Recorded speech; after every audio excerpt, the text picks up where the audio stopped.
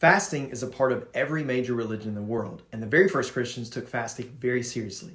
Yet today, the number of Christians actually fasting regularly is incredibly low. Are we missing out on something? Let's talk about it on 3-Minute Theology. So when I'm talking about fasting, I'm not talking about intermittent fasting or the newest way to lose weight. In the Old Testament, in the Bible, originally written in Hebrew, we get our English word for fasting mainly from a Hebrew word that literally means to abstain or to stop from eating. The New Testament was written in Greek, and the word we translate as fasting gives us a similar idea of abstaining from eating for a period of time. What you'll notice in the Bible is that fasting is always about refusing our physical desire for food. We all like to eat, so maybe that's why we don't like to talk about it that much. But maybe we're all missing out on something if we neglect it. In the early church, until about the 4th century, fasting was a part of a weekly rhythm for much of the church. They would fast on Wednesday and Friday and gather together on Sunday. Fasting has remained a consistent part of the church's history, yet it's rarely talked about today. But what if we're missing out on incredible benefits? I get that it's hard, but maybe that's the point. What does fasting produce in our life? First, fasting leads to a greater awareness of God. When we fast and we feel physically hungry, we are instantly reminded why we're fasting, and when maybe we wouldn't typically think about God, we do. It serves as a constant reminder of God's presence in our lives. When we fast, we turn down the influence of the things around us and turn up the influence of the Spirit in us. This is why when we fast, the goal is to replace the time spent with eating, like things like reading the Bible or prayer. Secondly, fasting humbles us.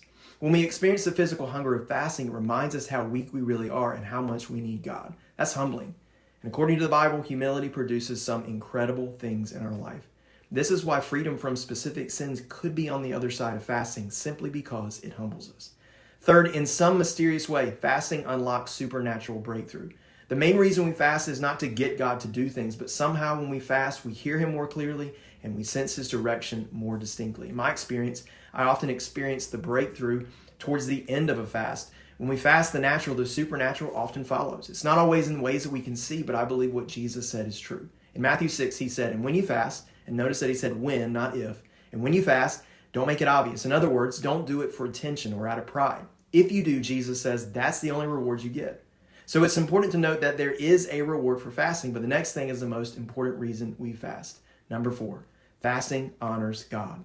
Jesus says that if you don't make a big deal about fasting so that others will think more highly of you, quote, "no one will notice except your Father, and your Father will reward you." When we fast, our Heavenly Father notices. And that is the most important reason why fasting should be a regular discipline in our life, because it honors God. I want to encourage you to consider what a regular rhythm of fasting might look like for you. Maybe that's fasting a specific meal each week or fasting for longer periods of time throughout the year and spending that extra time with God. The benefits far outweigh the momentary inconvenience. Until next time.